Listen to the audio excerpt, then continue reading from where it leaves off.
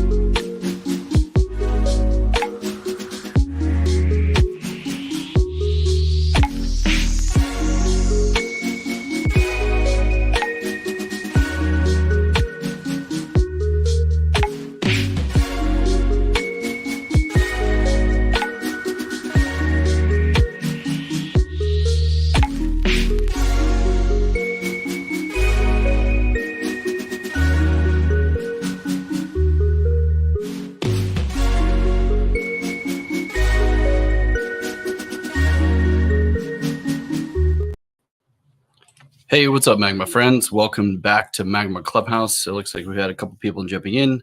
A couple things I want to go through for posterity if you're watching this in my future. I just want to quickly review our code of conduct. So we have a few rules. These are here within the sequence panel here at the bottom. And just take a look at those, just a few simple rules. We want to make sure we keep just some solid respect for others and keep this content PC. We have people of all ages creating content here in Magma Clubhouse, so want to be friendly. And also following this if you caught the introduction, we are running a very special promotion during this time period. So these Clubhouse and Classroom live streams are sponsored by Wacom for the months of July and August, which we are very excited about. Working with Wacom, it's been fantastic. They've been great partners with us. And as a part of this sponsorship, we are running free Blaze upgrades for people who participate in these streams. So a few key rules, simply making sure that you stay with us for 30 minutes during the stream minimum, and we will catalog your accounts and we will update your accounts to Blaze for a free 7-day period. You can redeem this offer once every 30 days. So that is through July and August. So you can get this twice if you join us for multiple streams throughout these months. And with that said, I guess jumping back in, let's take a look at our canvas. And if you don't have access, check the comments in YouTube or the comments in the YouTube description has links to join the Magma Classroom, or rather the Magma Art Space, and then a link to join the canvas. I just dropped in the comments here. You should see that we have instructions to join. So simply clicking those links should get you access, but feel free to ping me if you have any issues. And yeah, just to get started here, let's make sure we've got this canvas set up correctly before we get going. I got some music lined up. And I've chosen this background template I've picked up from Adobe Stock. It had a lot of extra information, so a lot of clouds. There was a lot of some trees kind of sitting on the landscape here. So I've kind of cleaned that up. I was thinking it was a little too much detail going on. Hey, what's up, Manju? Hey, good to see you. It's been quite a while.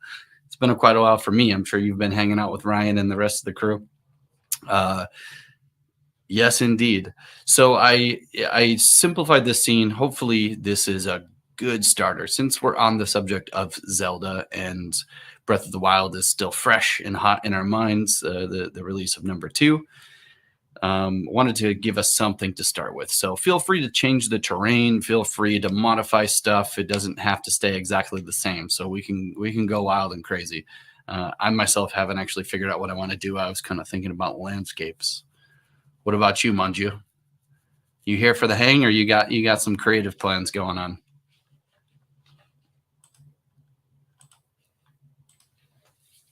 And on that note, I'm gonna play some music. We've got a couple fantasy theme songs in here. Nice.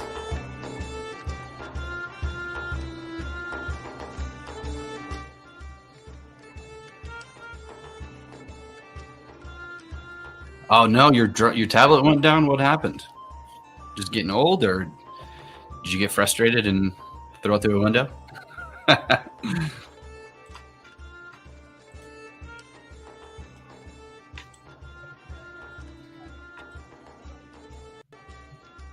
Yeah, that's a bummer. Not connecting. What was your device? I forget. I remember you telling me what yours was. Was it a Wacom one?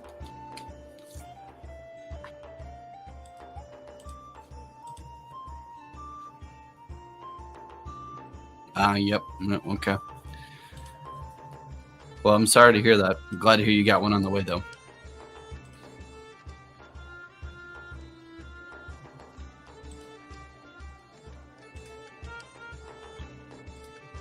Okay. I want to do, let's see.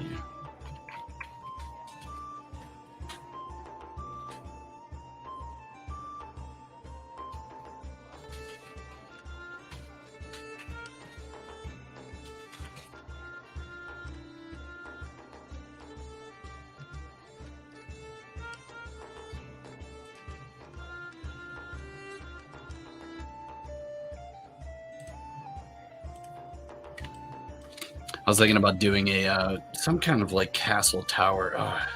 Saturday mornings, Gotta get myself together. Let's see.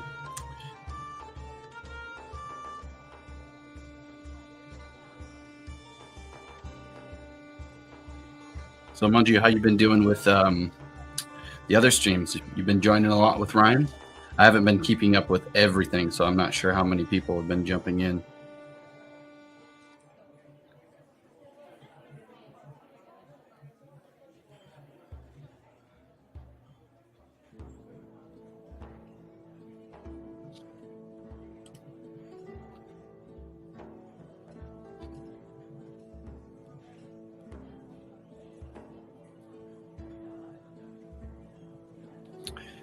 Oh, that's good to hear. Yeah. Ryan has been awesome. We've been chatting about all kinds of stuff in the background while these streams are going on, and I know that the themes have been going great. I've seen some really great engagement and more people showing up. So that's awesome. We didn't announce it. I didn't make any announcements about joining. Ryan is actually traveling, and I missed the last Saturday Clubhouse, which was the one I wanted to be here for the most, the Spider-Man theme. Actually, it was one after the Spider-Man theme that I also missed. Anyways, that's how it goes. Saturdays. We'll see how many people trickle in here over time. And I also have a friend jumping in here. I invited a friend of mine, an artist friend, who's going to be joining us. So we'll have some extra commentary and banter. We'll be able to talk about some good stuff. Oh, you missed Spider-Man too. Yep. I feel like that's a recurring theme I'd be happy to do on a regular basis. To just do Spider-Man themes like every month. I'm in.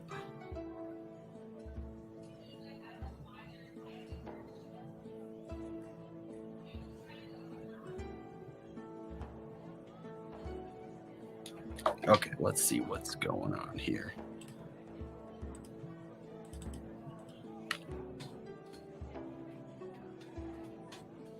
Do you know anything about Zelda? Spider-Man September after Swords, of course. Yeah, for sure.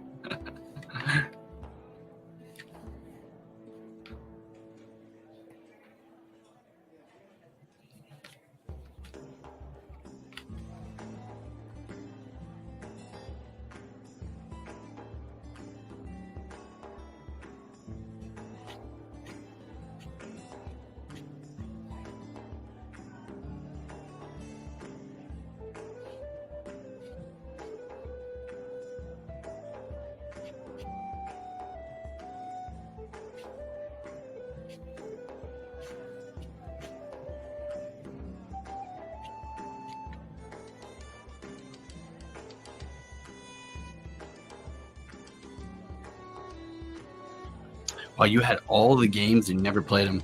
Yeah, you know what? In truth, so am I. I grew up. I mean, I'm getting old now, but I'm thinking about Super Nintendo days. I remember playing Zelda, and I couldn't even tell you which Zelda that was back then. I definitely wasn't the first, but yeah, for some reason, I the top down, play style I loved, of course, back in the day, but I was a kid, so I didn't really understand the story or the theme. I was a little too young and missed the boat on the original rollout. And Breath of the Wild, I played a little bit, and it was fantastic, but I don't know a ton about the lore. That's such an immersive game. I needed to be a kid to play. I wish I was like 12 years old when Breath of the Wild 1 came out. I would have played that game like crazy, but that's how it goes. Don't have that much time these days. And it seems like a crazy immersive game.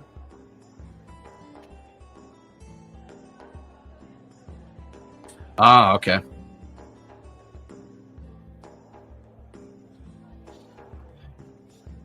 Interesting. I've never even heard. I have to look up this book now.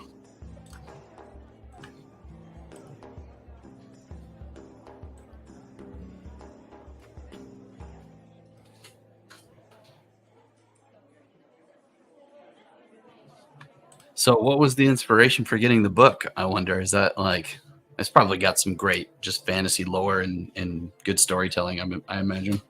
Good for Dungeons and Dragons, right?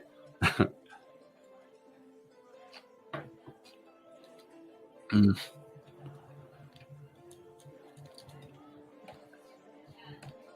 Yeah, I feel that. Dang, it's a good looking book though, man. I would keep that one on my shelf just because it looks cool. I'm looking at a hardcover. Was it the green one, green and gold?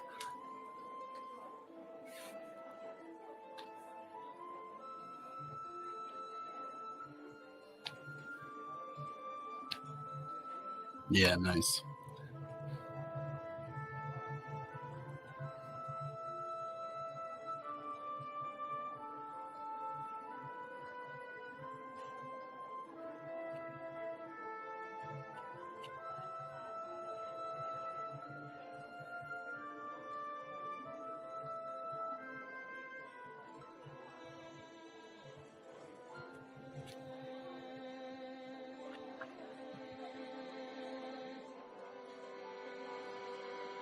Yeah, we should be. My friend Jacob is going to jump in with us here in a few. We should be coming here soon.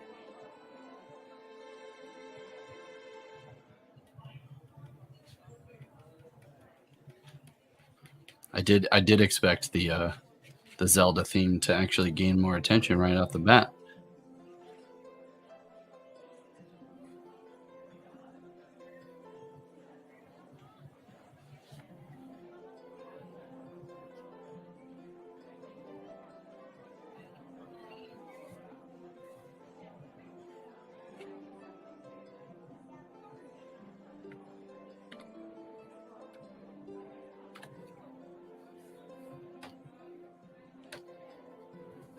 So what you been up to lately? You playing any more D&D? New games?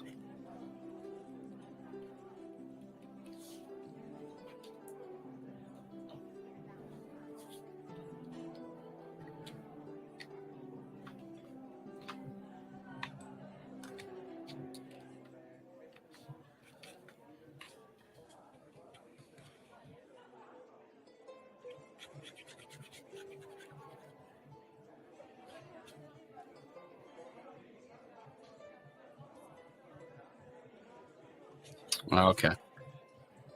Yeah, that's good to hear that he's not dead, but he left the friend group. Wow, that's a bummer. Friends falling out.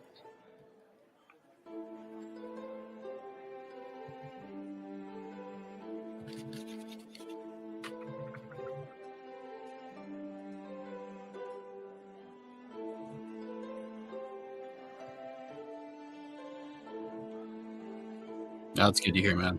Yeah, that's great to hear. Happens.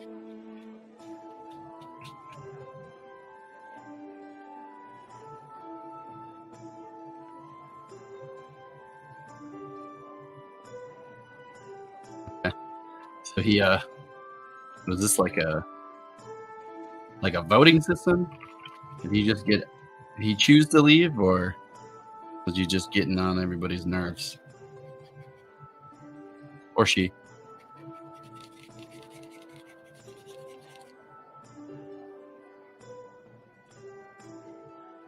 Mm.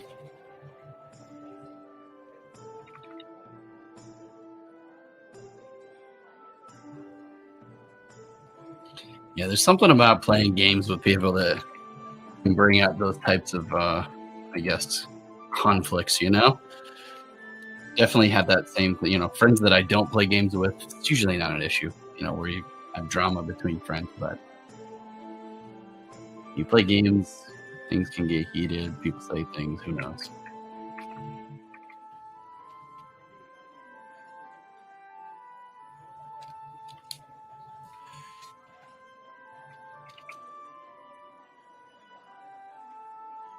Nice.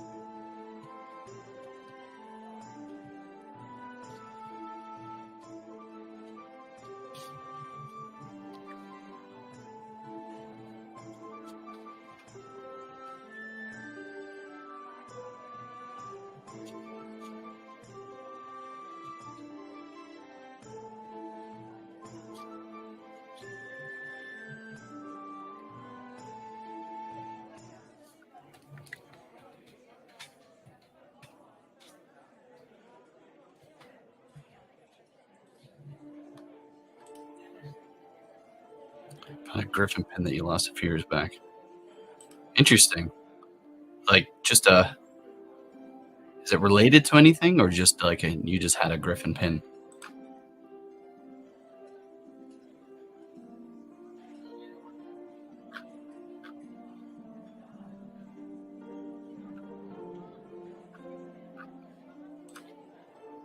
Mm.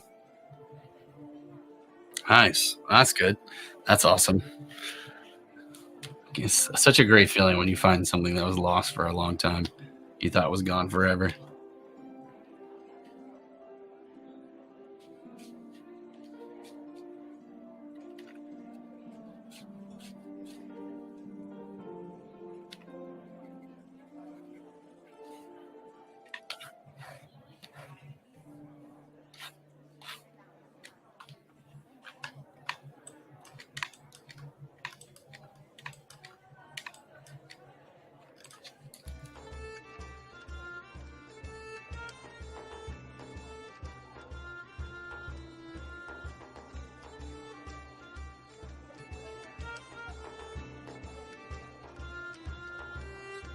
There's something about these medieval fantasy vibes on the Saturday morning that is so calming. I feel like I need to do this more often.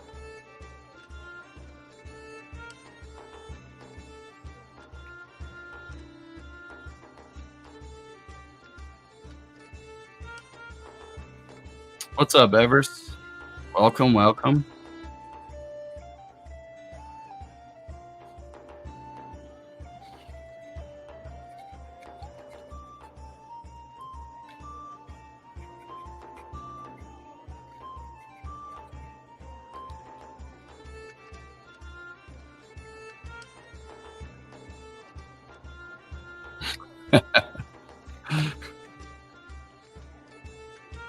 And on a journey.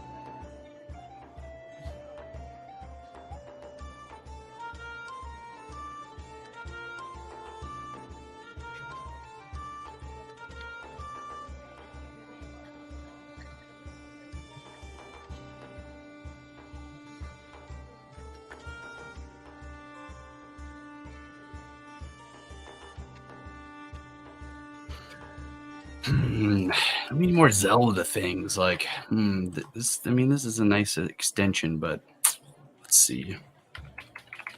But how about Everest? Everest, are you a Zelda fan?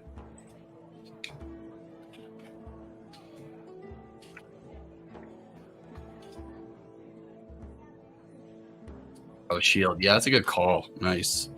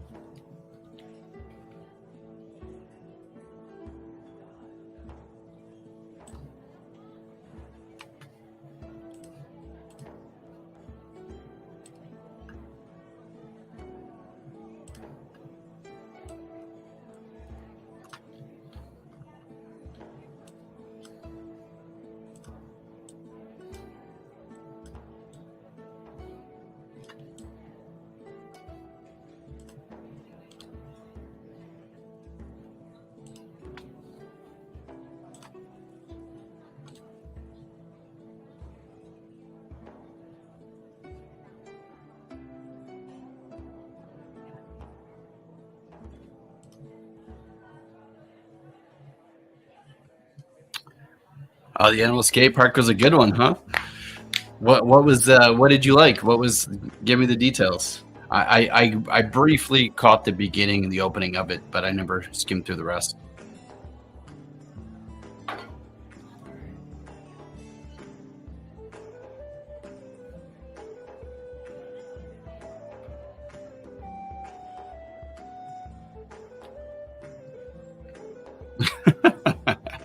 Nice.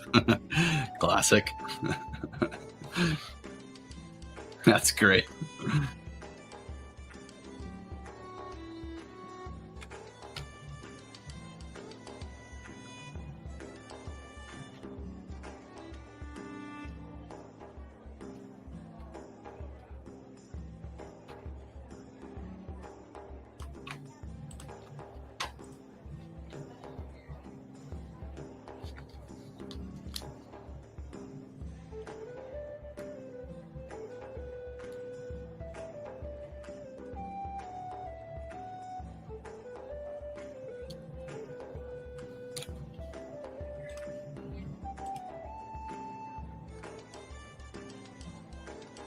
One of them linked onto the next episode. Interesting. How did that happen? Just canvas transfers.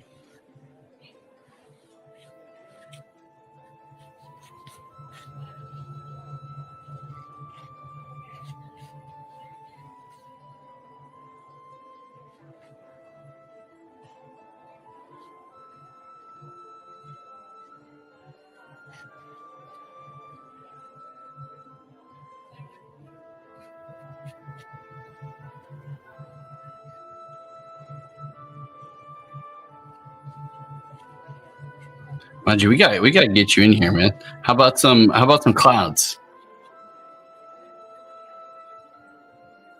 Countdown clouds.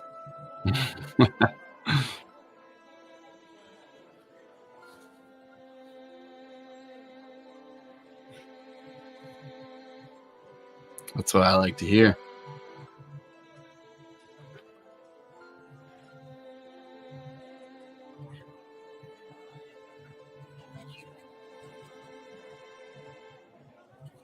I think and also just I'm sure you know by now the art space should be activated for Blaze, so you should have access to all the brushes, the new brushes.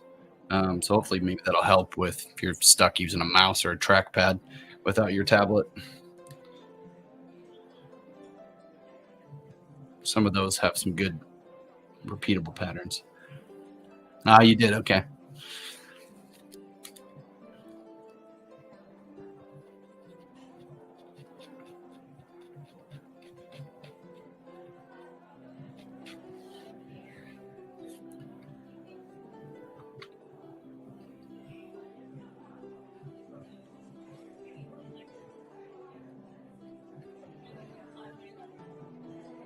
Yeah, nice.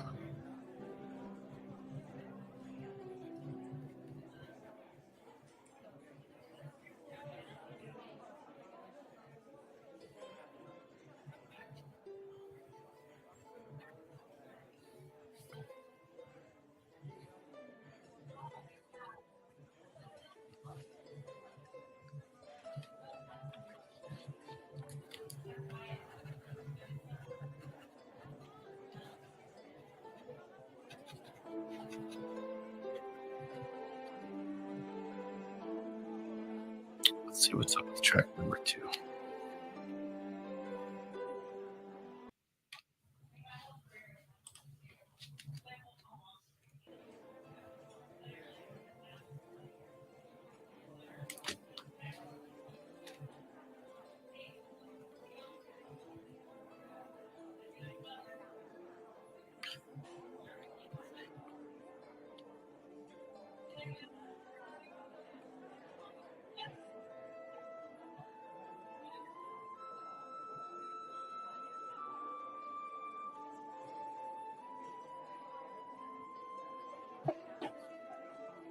Yeah, it looks great. Nice.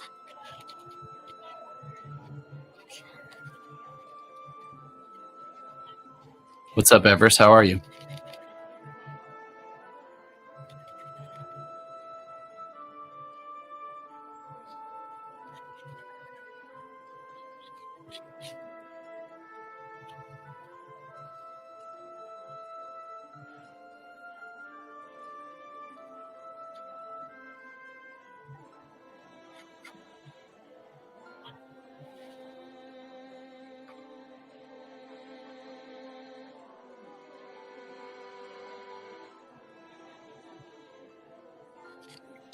So have you guys joined, Manju, have you joined all the Saturday streams in the most recent ones outside of Spider-Man, of course?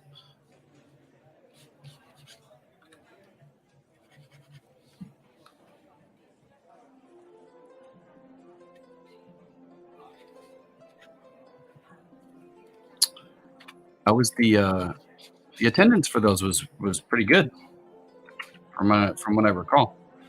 Better than today. I was trying to figure out what is going on today. Nice.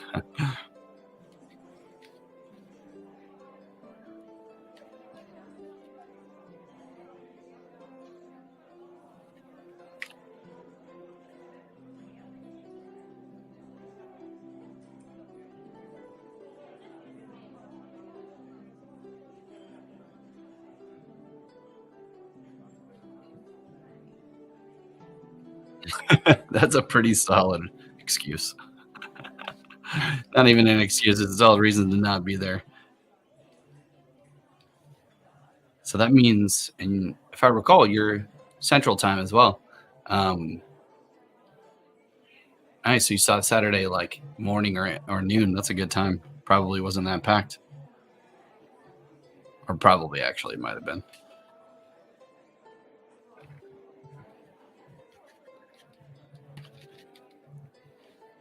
How great was that movie, though? What'd you think overall?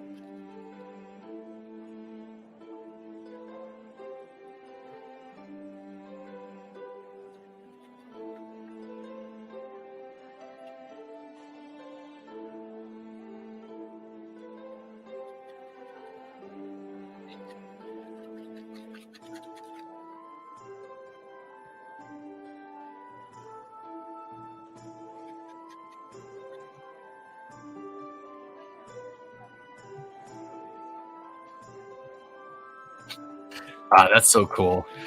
Going like, you gotta go, obviously, with movies like that, right? You gotta see it within, obviously, opening night or as close to as possible, because you get awesome reactions in the crowd, like people that really get into stuff, and being able to hear a gasp in a crowd is so cool sometimes.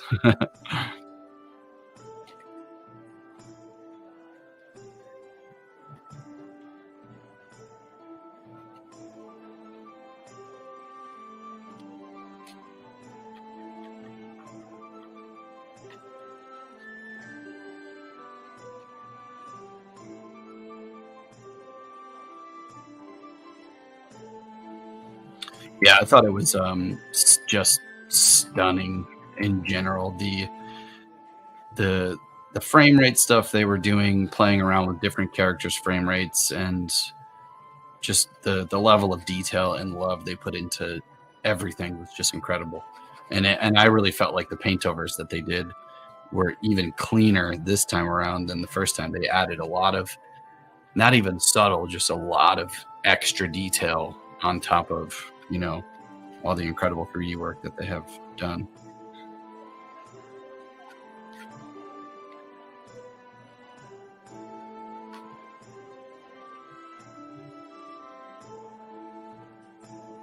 Yeah, Hobie's is insane. Totally. Couldn't agree more. Was word.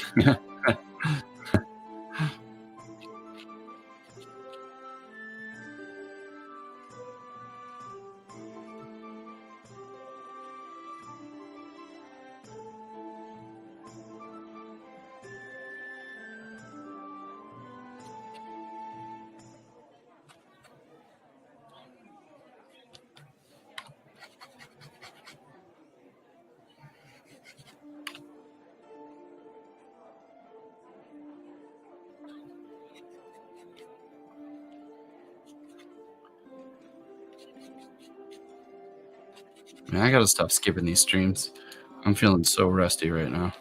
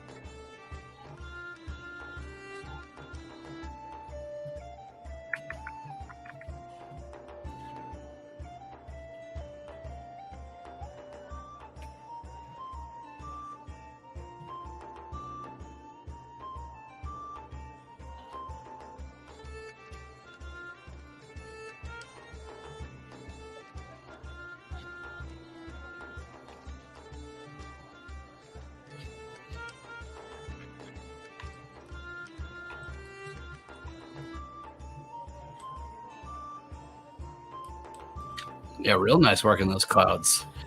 Which using scattered egg? I like that. You got to remember that.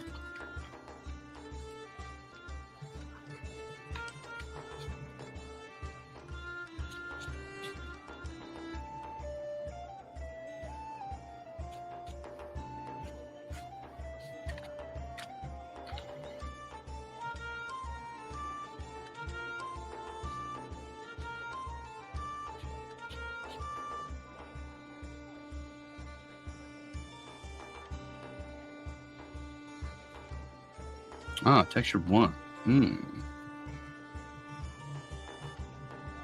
Oh, yeah, okay, I see it now. Yep, that makes sense.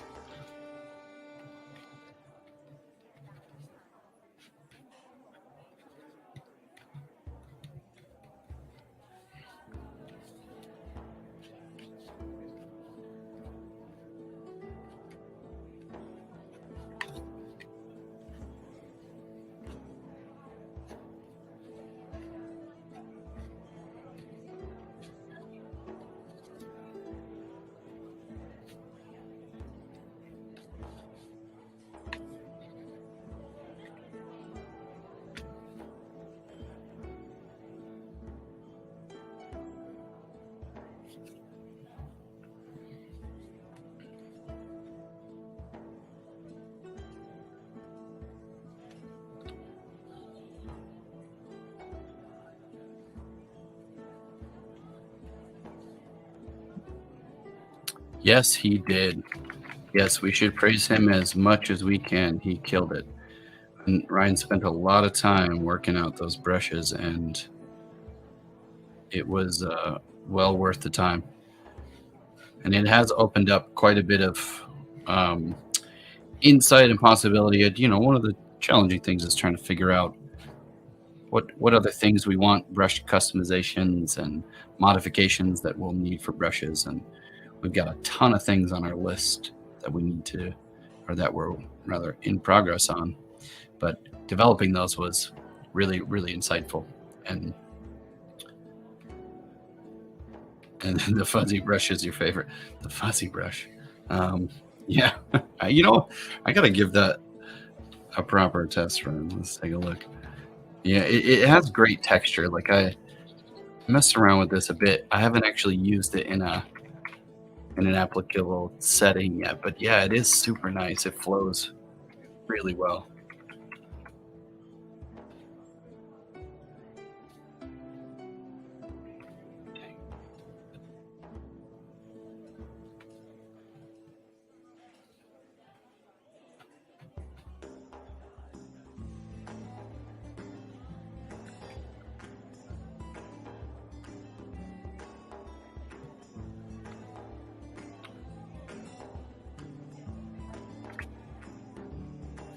Welcome, Lydia.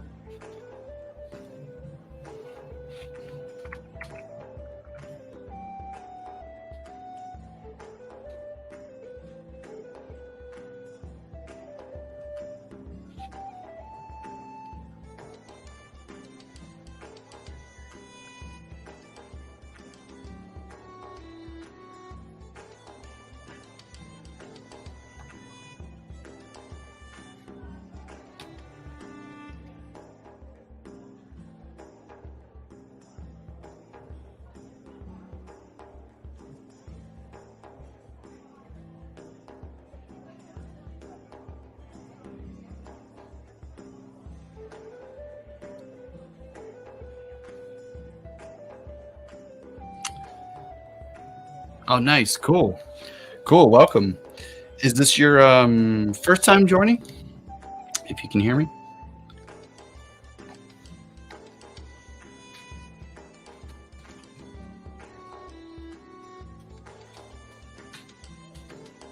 Cool. Yeah, I was just going to drop you a message. Awesome. Yeah, very welcome. Glad to have you. We had a sleepy start here it's Saturday for us in the U.S. Where are you joining us from?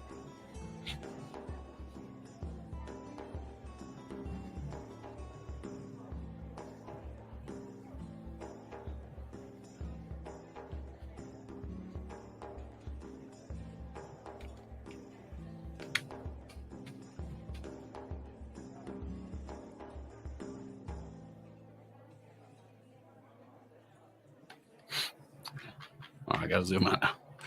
Nature Fights Back.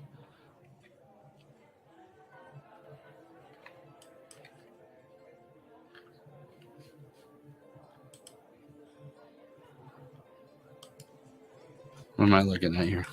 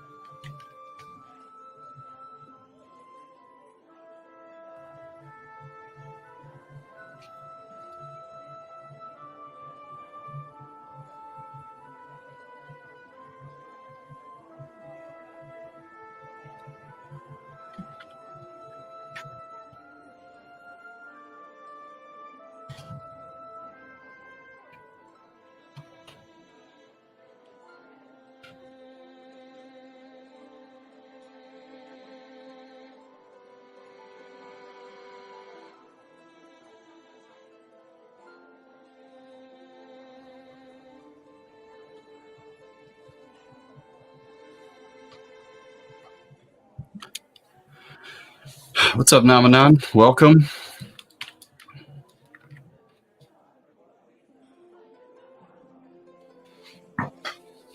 Yeah, no worries, Lydia. Manju and I were talking about this when we got started. I mean, I've played random Zelda games, but I am not an expert on Zelda lore. So you are in good company. But the theme is whatever you want it to be. You know, Zelda theme, fantasy, stylized art. It doesn't even necessarily need to be in theme of the canvas. You can really free flow and do whatever you'd like.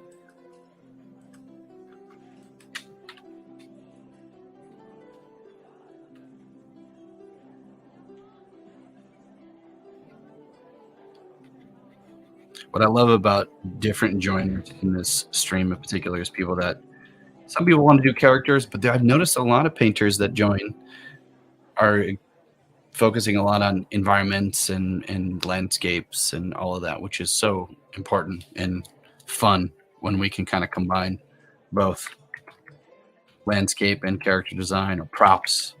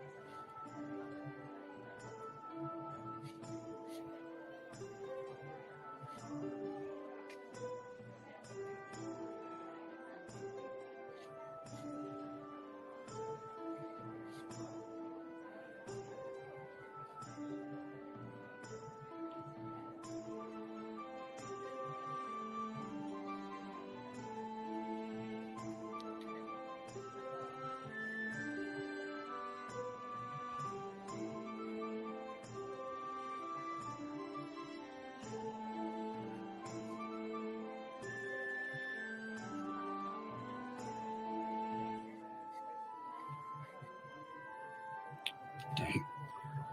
What happened? Perspective is brutal.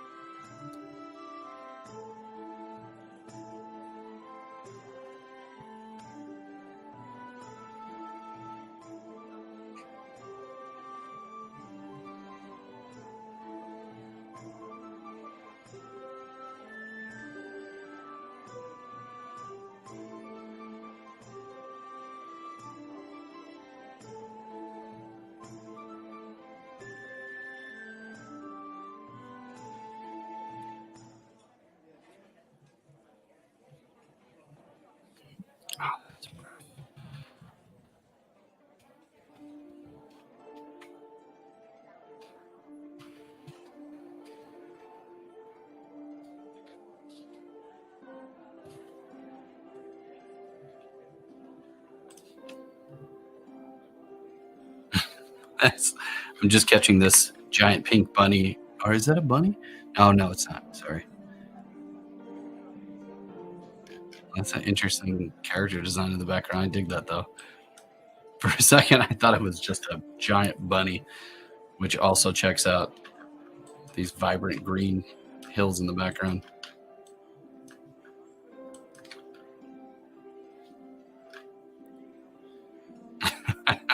Nice. Love it.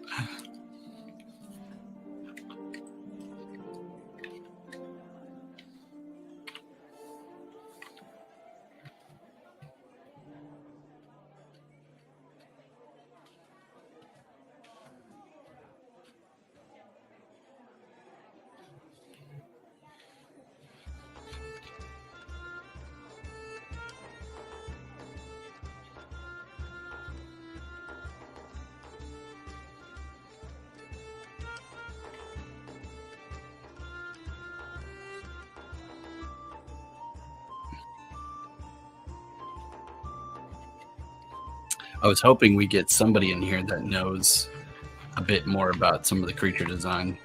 I know that, I mean, it's like dragon-esque.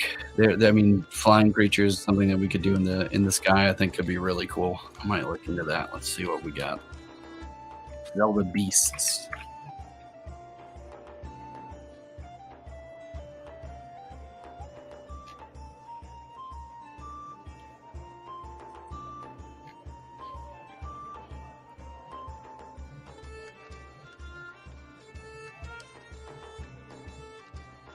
I guess specifically is referred to as the divine beasts.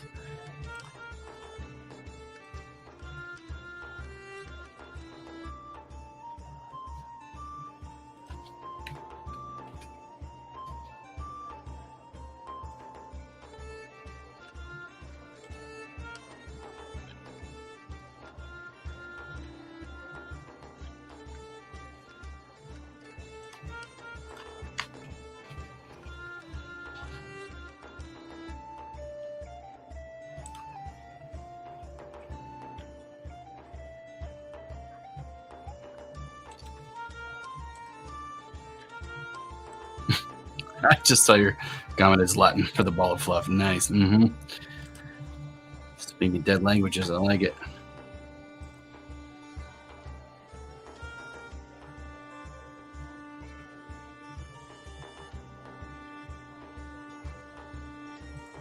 Oh, that's cool.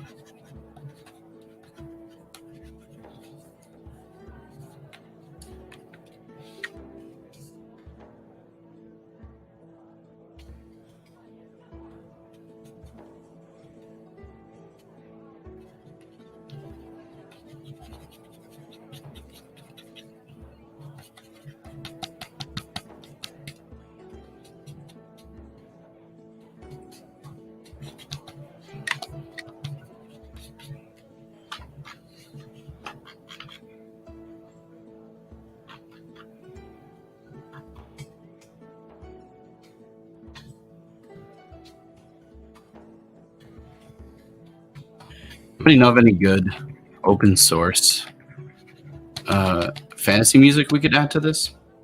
Should have looked into a few more tracks, but I don't know. Let me know if this is getting annoying.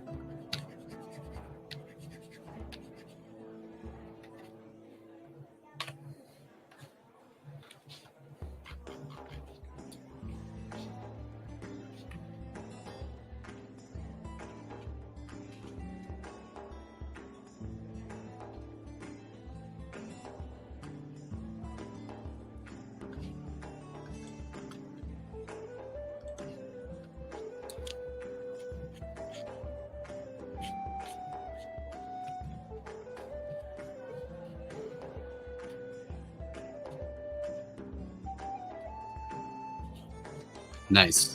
Okay, good. Yeah, I'm liking it too. It's very peaceful. It's not bothering me.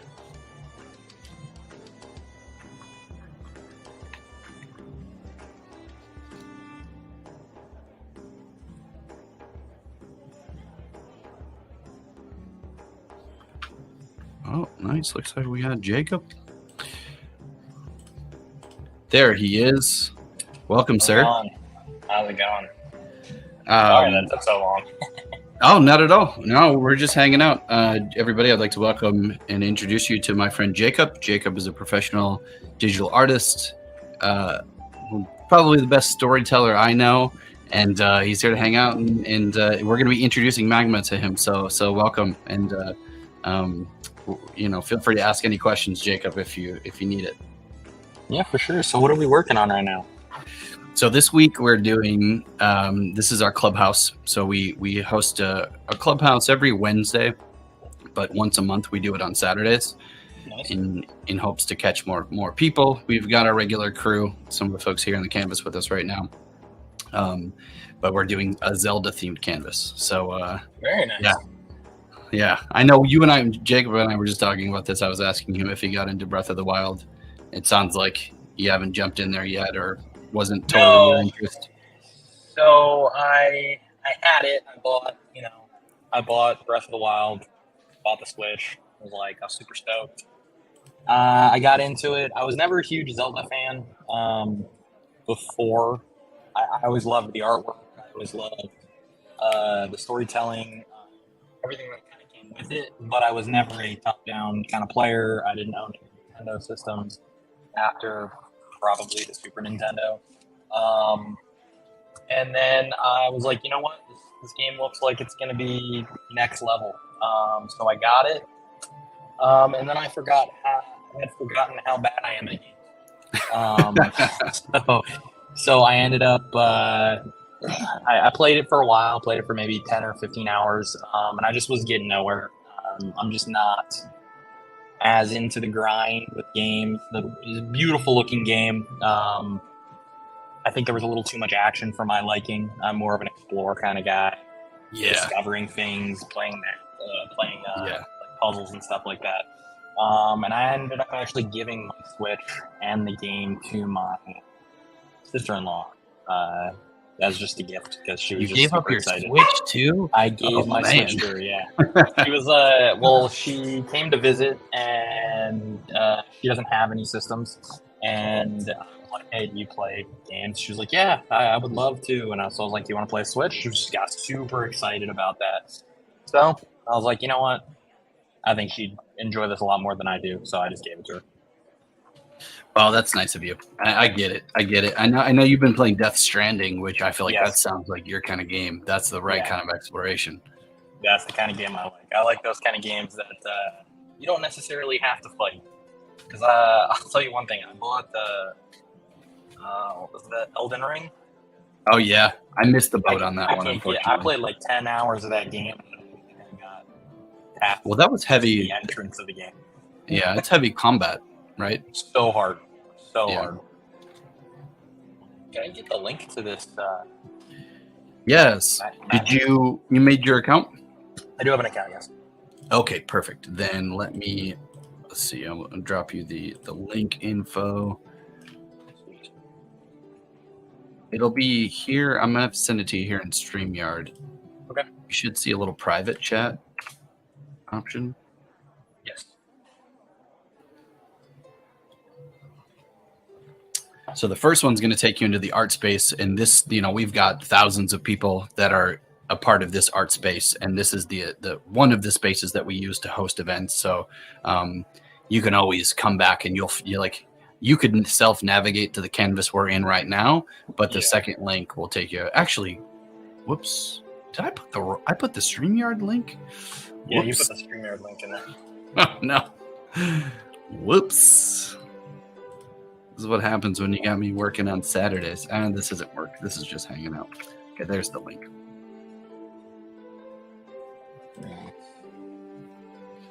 Guess I'm logged in. You had to download Chrome just to join. I'm a Safari guy. I don't do too many exciting things. The PC couldn't get the PC to work today. You Mac happens, I guess, when you make your own PCs. Yeah, you Mac people. I mean, I have seen your custom PC, which is pretty cool, I will say, overall. Minus the headaches of build issues. Yeah, and I will say I still have the issue of not being able to see everything on PC, but I can see everything on the Mac. We had discussed that previously. Oh, that's right. But yeah, I got access to everything on here. I think my label comes up as acid moth. Oh, nice. Oh, that's right. Because we did get you in here. We got you into Magma. At least for a brief time. Beautiful little canvas with people drawing stuff. Like this little pink guy over here. Yep. Mungie Man. Mungie Man's a regular.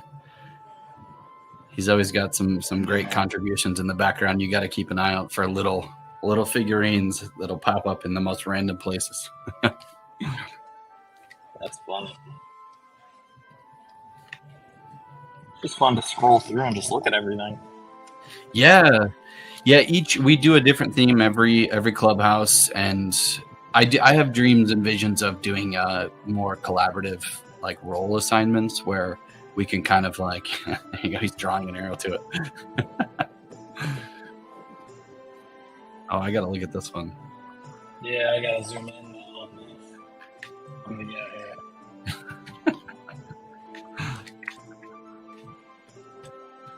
This little pixel bro. Yeah, what are they called? Are those? They look like the guys from what's that show from Adult Swim? The Kilroys. Aqua Teen Hunger Force. Oh yeah, is the that what it's called? No, I don't think that is, but that's what he looks like. Yeah, totally. Knights from Castle Crashers. Oh. Is it a mobile game? Yeah, that's a good question. Is it?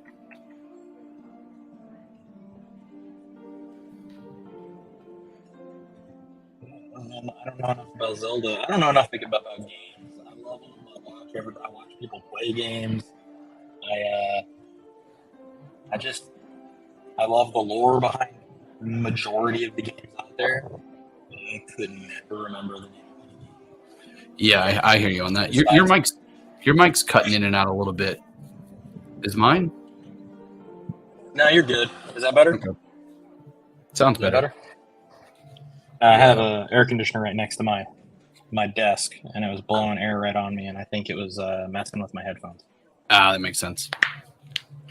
Yeah, I feel like with Zelda, the only thing you need to know is that Zelda's not the main character.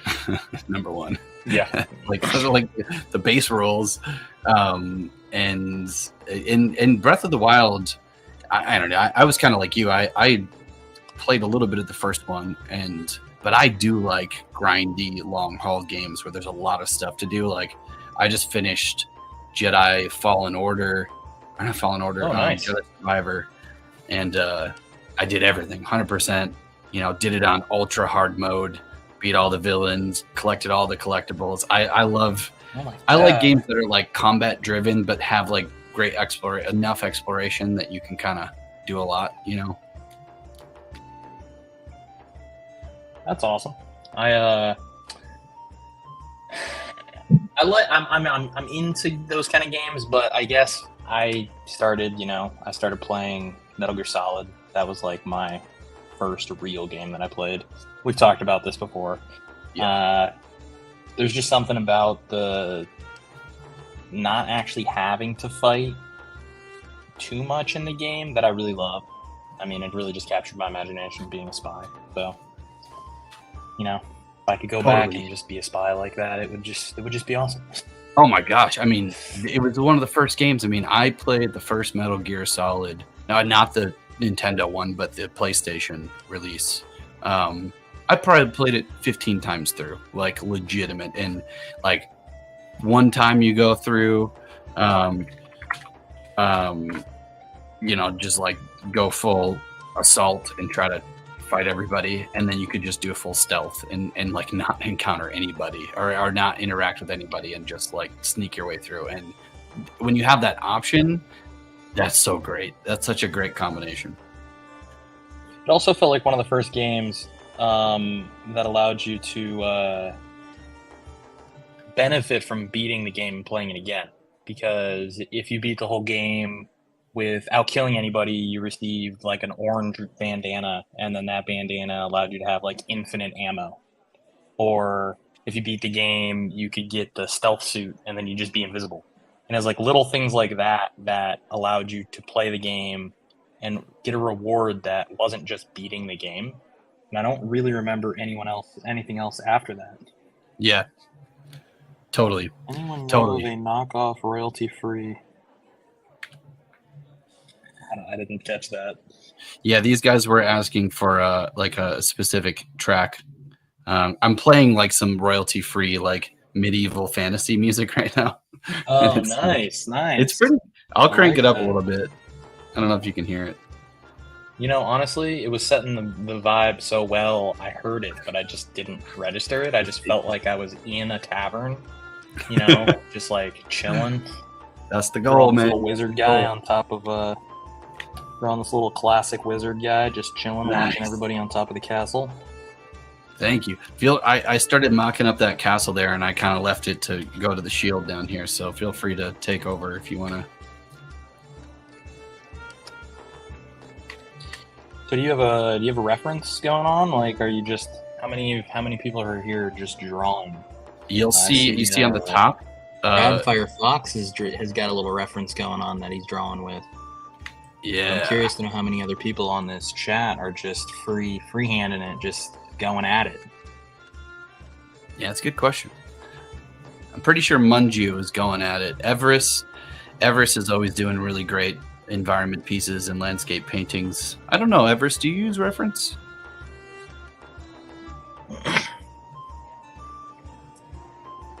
Yeah, we've got some really fantastic painters that come in here. I'm always, you know me, I'm not the best 2D artist in the world and don't practice enough. So I'm always reliant on reference on some level. Yeah, I've gotten to a point now in my drawing that even if I'm not good at what I'm drawing, if I just commit, I could get somewhere eventually. Yeah. You just gotta think there's a level in which you just stop caring, and then that's called your style. Totally. I have no idea what this wizard's doing, but he's chilling up there. Not very. I don't even. Do they even have wizards in Zelda? I don't. There's like mages, I think. Like they have some sort of magical aspects, but I don't know if they call them wizards. They should, because wizards, they're the coolest ones of all the mythical stuff, because they're the most not real. Oh, check this out. Google Wizrobe Zelda Dungeon. Wizrobe. Yeah, one word. Wizzrobe. That looks like a pretty cool. Yeah, Radfire's got it. Called it out in the chat. Wizrobes. Alright, let's see what a wizrobe. Alright, I like this. I'm gonna draw this little guy. Draw this creeper.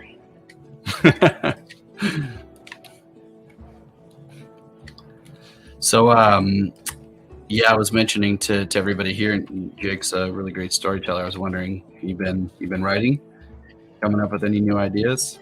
I haven't been writing as much as I've been working on one of my stories. I showed you a picture of it. Been painting the giant maze.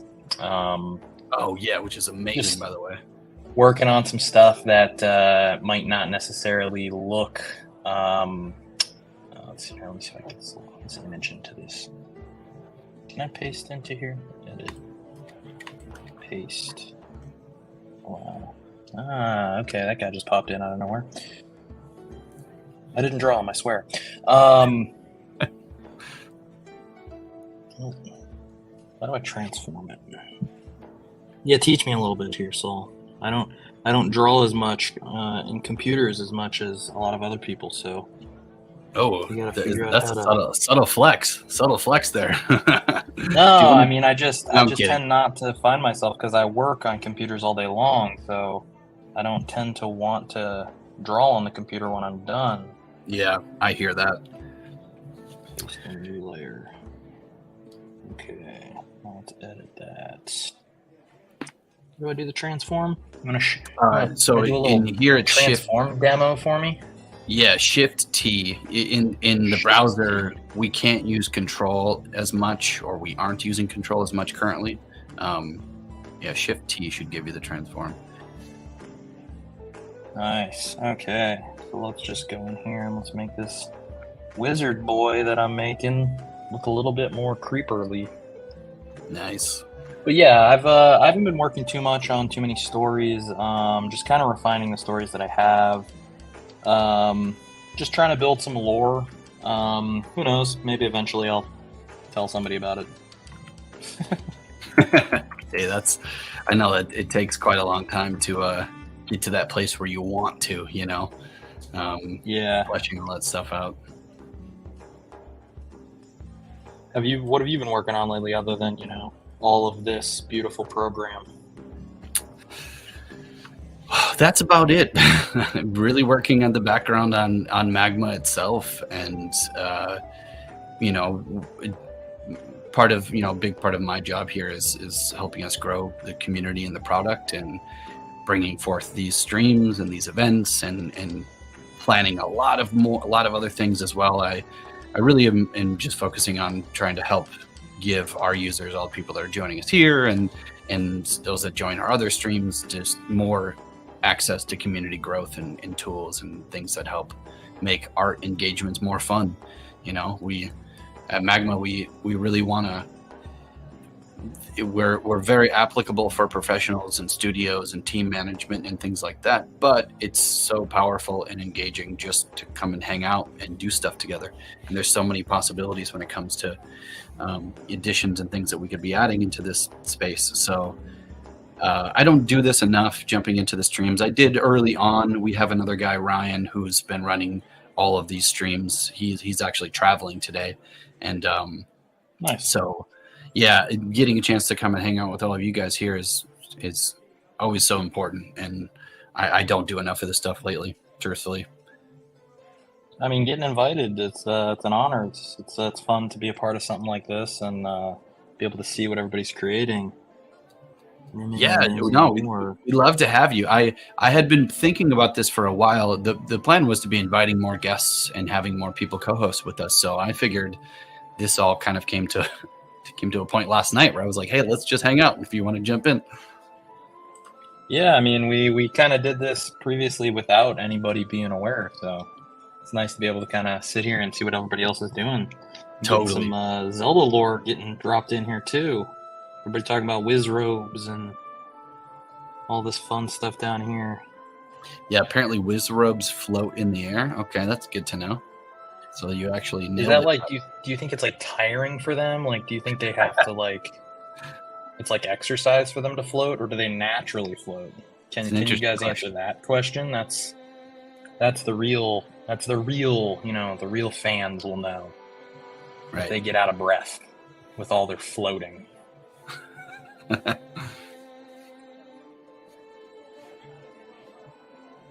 So do they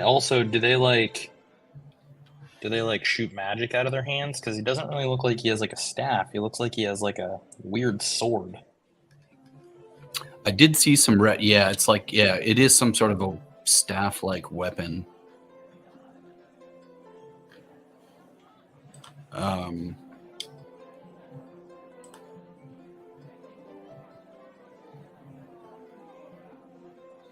Rad Firefox. What's the deal? You seem to be the expert in the crew here today.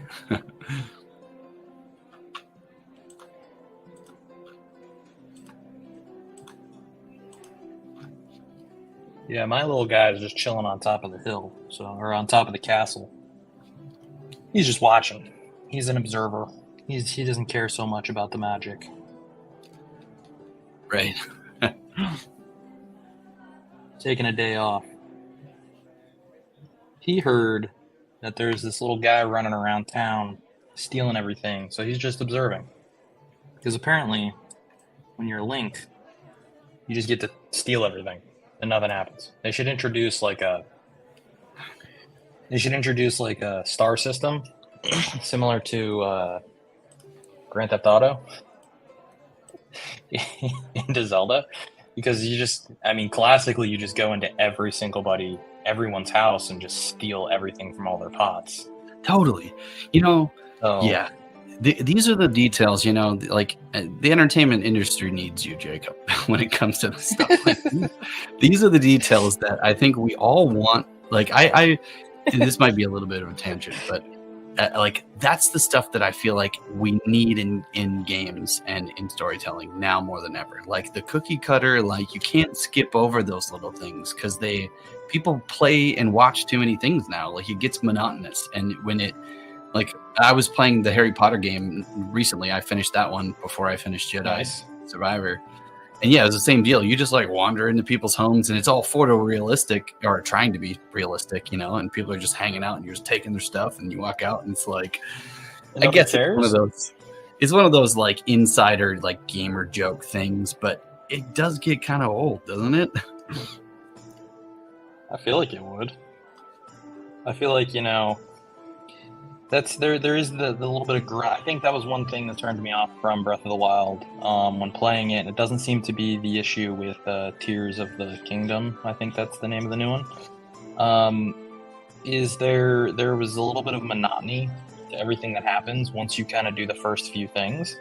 And now everybody's just, I don't even know if anybody's actually playing the game. I think they're all just creating stuff. Creating giant robots that can just destroy the entire place, or flying across the map because they figured out how to build a plane.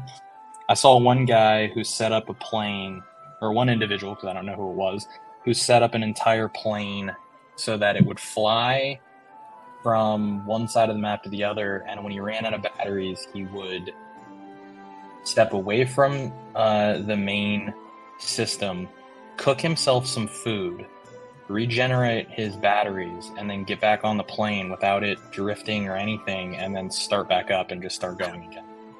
He was mid-flight just eating food. It was wonderful. That's wild. Absolutely wonderful. Love it. But it's like people are just going like crazy with what they're capable of like achieving and creating in these games, when it's not as much based on the storytelling as it is based on what you can do. So right. I think this new mechanic is going to really change what the next game is going to be like, because now they have to figure out how to prevent people from beating the game so quickly. Yeah. I think I saw somebody, the very first, I think they rigged the little system that allows them to get the parts. They shut up the hole of where it's dispensed and just got all of the parts to come out, and then they like flew all the way to the end of the game and just beat the game. Yeah, I mean, I guess if somebody wants to do that, whatever. Like, I think that's just like pure boredom at some point. Like, you play it so often that you just start finding like I was watching, I don't know, I'm in way too many subreddits these days, but something popped up where like a guy was playing one of the recent Hitman games, and and the developers were watching him play, and he beats like, I mean, they spent like a year on one level, and he beats it in like 4 seconds. Like he just like looks up and he shoots a guy through a wall, and then he shoots another guy, and it's like game over. They're like losing their mind. Is that the speedrunner who does it like as a clown? Oh, I don't know. There's one guy who did the whole thing as a clown, and it's the funniest thing ever. And the developers were like, "You shouldn't be able to do this. This is too much." Totally, it's like next level speedrunning. Yeah, there's so many people out there that do that stuff, but I would love. I don't know. I guess that's the trade-off. Is you've got the reality is that people attention spans are shrinking, and the success of a game success of a thing is totally dependent on how many people are going to involve themselves in it. That's what drives it. But every once in a while, it's nice to have an experience that isn't driven by just pure commerce. You know, like you're just going to do something that's awesome and gives you all the things that you wish you could have. Like I went down that rabbit hole when I was thinking about this, like doing this stream. It's like it got me thinking about a Zelda movie. I think I was looking for images and I saw like somebody used AI to they made Tom Holland as a possible candidate for Zelda, like a Zelda movie.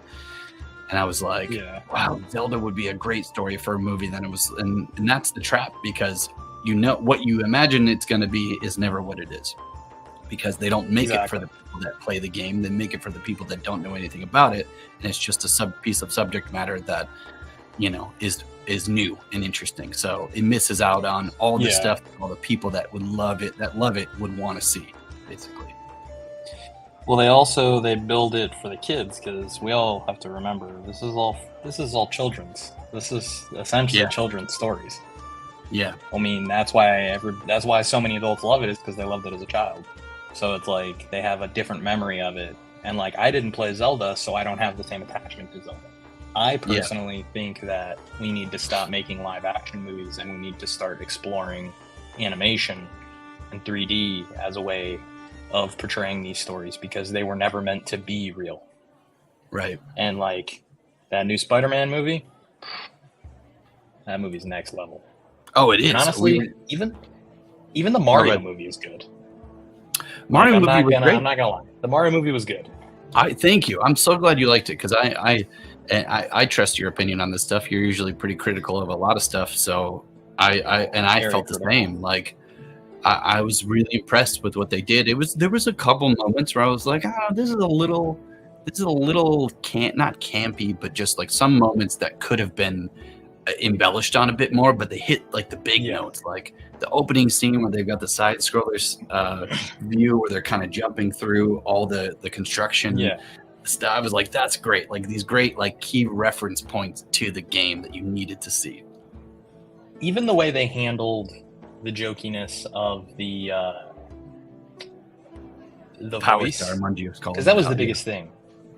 The voice was such a contentious moment before the movie came out. I mean, same kind of situation, and I don't know, maybe they went back and they changed his voice. Maybe they did more to his voice. I mean, that's what happened when it came to the Sonic movie. You're talking about Chris Pratt? Fans just just the way his voice was presented might have been different originally. Maybe he had more of an Italian accent, an Italian American accent, and they went back and made it less subtle to like push the joke of like the commercial and then who they really are. Right. They just did it very well. And I think it was one of those things where they probably tried a little too hard to put too much in the movie. They had like moments from every single Mario franchise that has existed kind of playing throughout the movie. And if they're going to make another one, which I can't imagine they won't make another one, but I don't know what it could possibly be about. Because, I mean, it could be about whoever the bad guy is in the second Mario game. Or the third Mario game. Because it's not King Koopa. Somebody down here somebody in the chat will 100% know all of this information. Yeah, the chat. But I don't. I love how the chat's going off. All these guys are like, Mungie was calling out the Power Star scene was amazing. Loved that. It also animation worked for the movie. Yes, it did. If it was a live action movie, it would have been just as bad as the one from the 90s. And I love that movie. Yeah. But I love it because it's bad. I Totally. don't love it because it's this good movie. Like, a lot of people have fond memories of games and movies from their childhood thinking they're good. No, they're bad. You just have good memories of them. That's what makes it good. And Totally. that's okay. It can be a bad, good movie. It doesn't have to be a good movie. That's true. Like Well, and I agree with you on that. I always carry that perspective when it comes to movies, and I wish sometimes that more people would. It's like it's so easy to get critical about like the lack of just certain things that you'd want to see. Like there's always something about, even if it's bad, you can find something good about it, something enjoyable. Like I literally listened to a podcast called How Did This Get Made? And it's a really big one that they've been doing it for 10 or 15 years now. And they just tear apart all the, like, it's like, how did this movie get made? And they just watch it and then they talk about it live on stage and they just rip it apart, and it's fun. And it like, and then you get some additional value out of it that, you know, yeah, to your point though, it's like you can the nostalgia factor too is always a big part about those old remakes. Like you think back to that old original Mario movie, was nuts. It was so bad. I remember thinking it was bad then, but I still liked it because we didn't have anything else that was even close to that level of like fantasy. You know, it was pretty rare to get it. Exactly, and it's one of those things. Well, I mean, look at the Dungeons and Dragons movie.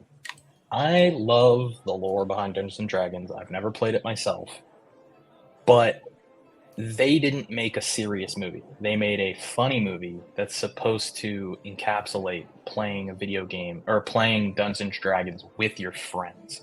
Yeah.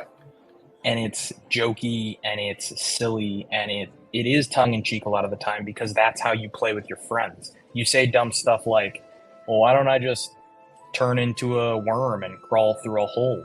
And it's like, well, the dungeon master wasn't thinking about that, so now they have to figure it out. Because that's how you play. But if it's a movie written as a movie, it's not going to work.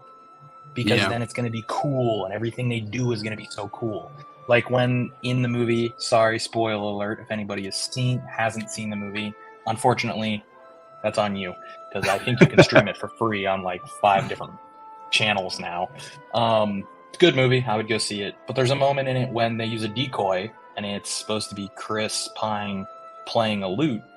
And theoretically, they don't roll good. They don't roll a crit. They roll like a low 7 or something. And the character starts getting all messed up, and his like face gets all messed up, and the dungeon master would respond the way the characters respond, where they're like, what is this?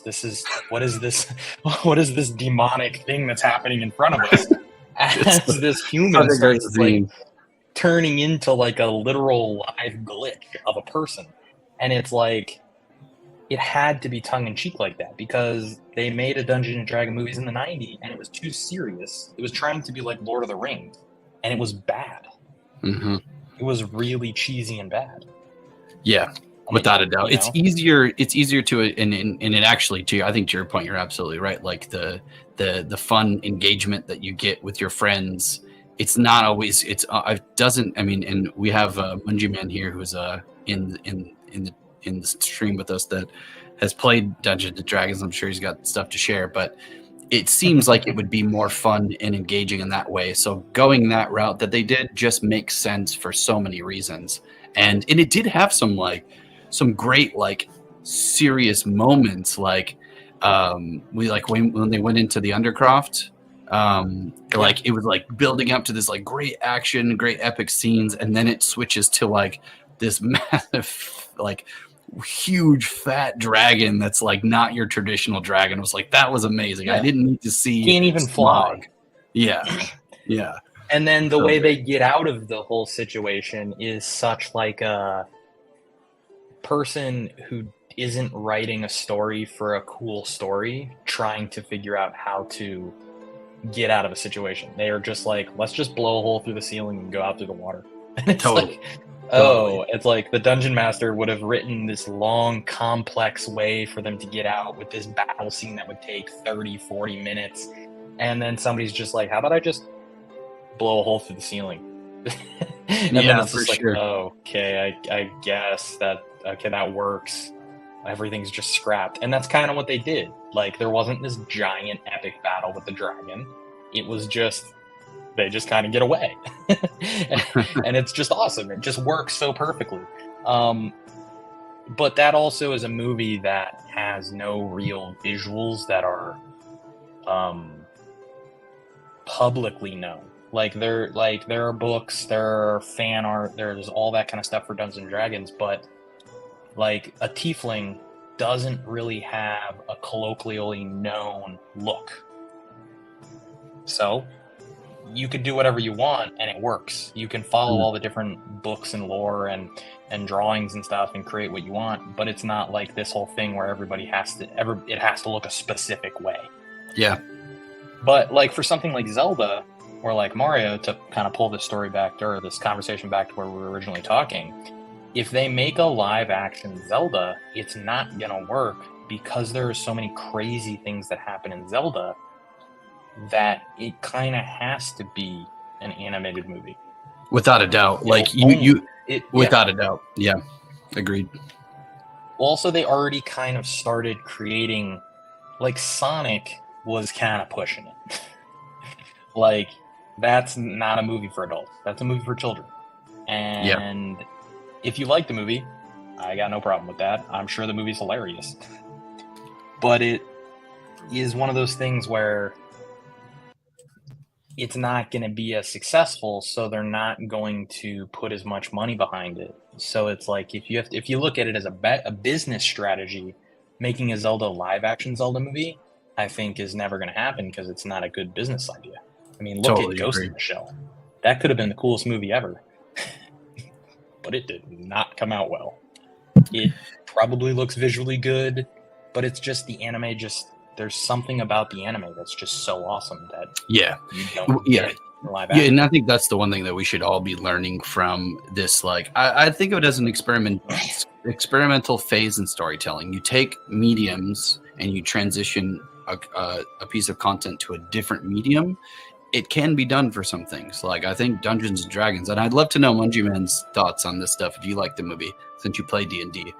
I felt like I was expecting serious. I was expecting dark and brooding and like The Witcher, basically. You know, like that's like, and you could technically tell you can make a sequel to D&D that is that, and maybe somehow they find a way to make it happen. And I think The Witcher season 1 is like maybe a good example of how there's a way to actually tell a story in that world that can be fun and funny, but also dark and mysterious. But transitioning mediums is so hard, and it can't be done for everything, and sometimes you shouldn't. And making that decision is really important. Like with Zelda, there's so many interactions in the way that you flow through the game, and I know enough about it that if you were to just tell a classical story around it, it wouldn't even be exciting. It would just be, it's like you're missing exactly. It's the same thing when you try to transition anime into a live action. There's something about the way an anime flows and the visual description and detail that is a part of why that experience is so good. And when you take that part away, it's just not enough left over. And Ghost in the Shell is a perfect example.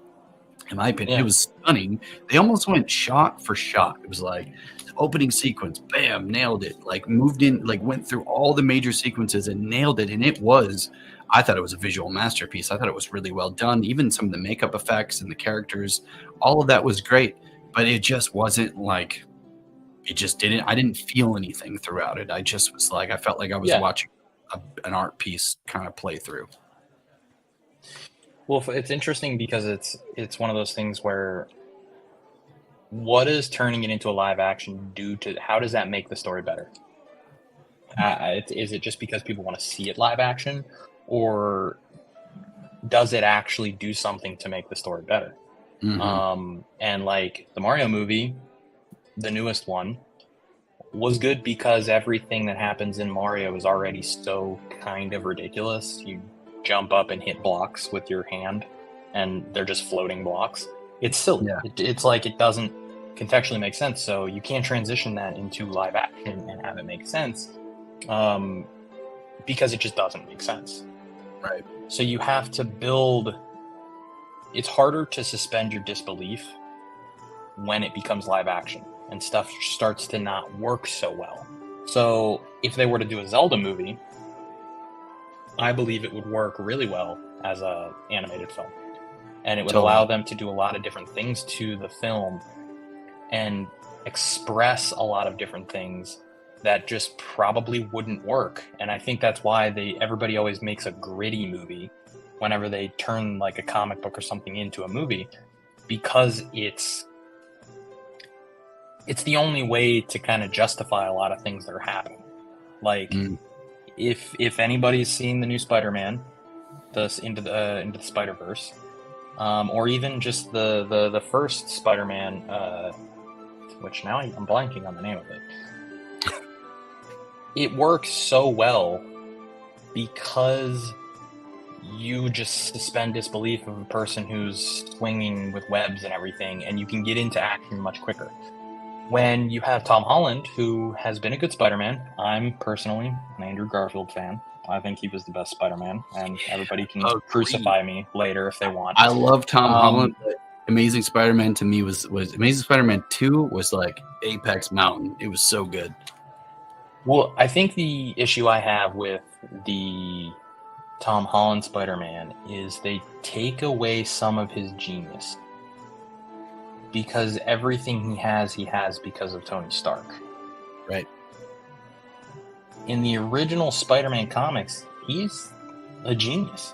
He builds his own web slingers. He does all that kind of stuff. You don't really get that with Tom Holland's Spider-Man. He doesn't really do any type of science. He doesn't do any type of genius. He's just kind of a kid who gets a cool suit from Tony. And it works within the story of itself. Oh, we got another person who says Andrew's the best Spider-Man. Oh, yeah, Tobey is the best Peter. I think it's just because also that the Tobey Maguire movies were campy. And comic books are campy. And I grew up watching the Spider-Man TV show, not reading Spider-Man. So that's who I think of Spider-Man. Yeah. They were the first one to do the Spider-Verse. They were the first one to have all the different the different spider people, Madam Web and all that kind of stuff. But it's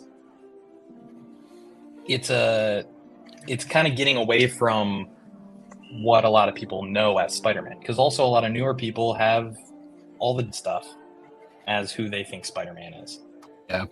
Well, and so that's the beauty of it is like, I agree with you fully. Like, I've kind of, I think what Marvel's done with the multiverse stuff is really cool in that now you can have different takes on Spider-Man because it does kind of come down to is like, what are the relatable, like for you and I growing up on a version of Spider-Man, you know, the nostalgia factor is such a real component that you have to take seriously for depending on the audience. So if they don't have a nostalgia factor attached to a previous version of the character and they're seeing it for the first time, like maybe there are some people's first Spider-Man was Tom Holland, and they didn't get the traditional classical super intelligent genius Peter Parker. They got the super intelligent smart Peter Parker, but he's young and he hasn't figured it out, and some of the events didn't happen in the same ways, and he's a little bit more grounded and focused on just regular life, girlfriend in high school. Like, you know, Peter never had that stuff really. He was a total nerd, couldn't connect with anybody. So like, it's a different take on it. And Tobey Maguire played the traditional Spider-Man, and Andrew Garfield played, like, in my opinion, just a really cool version of that same character that was also very intelligent. Yeah. And you know, he was like an idolized figure that you kind of wanted to be as like a boy watching those shows. He was also updated. He was updated because, like, if you look at Andrew Garfield's character at that time, that was when everybody was skating. That's when everybody was doing the kind of stuff that Peter does. He was just more of a loner as opposed to a nerd. He was a really smart loner. And I just, you know, I think that he portrayed the quippiness, because my Spider-Man, the one I remember, is kind of an asshole. When he's fighting, he's kind of being really mean to the villains, and he's like making fun of them, and he's teasing them, and he's just really, he has a lot of banter, and I don't get that in the Tom Holland Spider-Man, but it's also because it's a Disney character. It's not, it's not being true to Spider-Man from the comic books. It's being true to Spider-Man who works best in the MCU. They didn't do it like they did it subtly though, like in which my favorite. I mean, my favorite Spider-Man movie is Amazing Spider-Man 2, but I think my most, like, the one that was the most shocked at how much I loved it and how fresh it felt was Homecoming. Spider-Man Homecoming to me was so good. And like when he fights those guys that are robbing the ATM, they're all wearing Avengers masks, and he's like kind of goofing around and messing with them. They did it well in that scene. And he had a lot of like great quips and things, but it's representative of a 16-year-old kid who, in his level of humor in modern day. So it's like, it's different. And what's so cool is that they've established all three of those figures now within the same universe, and you can have them all. And each one has value, it's like, exactly. There's no one right way to do it. As long as you transition a thing properly for the next audience, you can do it just as well and change some stuff, and people should be okay with that. But I think some people get way too hung up on that stuff. It's like, yeah, exactly. Yeah. Irad Firefox. Yeah, I know he's Sony, but if it wasn't for Disney, we wouldn't have Tom Holland.